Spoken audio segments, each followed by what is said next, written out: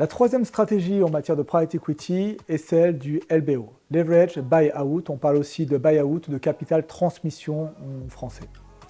Il s'agit ici pour les fonds de private equity d'investir au capital d'entreprises qui sont déjà matures. Elles sont toutes rentables, voire très rentables, et elles sont généralement animées, dirigées par des équipes de managers qui ont très largement fait leurs preuves. Les fonds d'investissement vont généralement entrer au capital de ces entreprises pour partie en utilisant de la dette bancaire, ce qui va leur permettre d'augmenter la rentabilité sur les capitaux investis.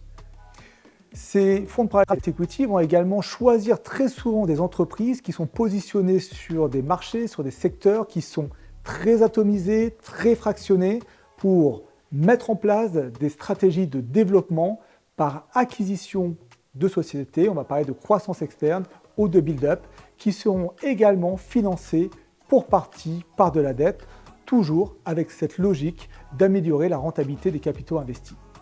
Les fonds de private equity de LBO vont être également très actifs dans la gouvernance de l'entreprise. Le segment du LBO est le segment le moins risqué du private equity. Attention, il n'est évidemment pas à capital garanti, mais c'est le segment où le couple rentabilité-risque est le plus performant.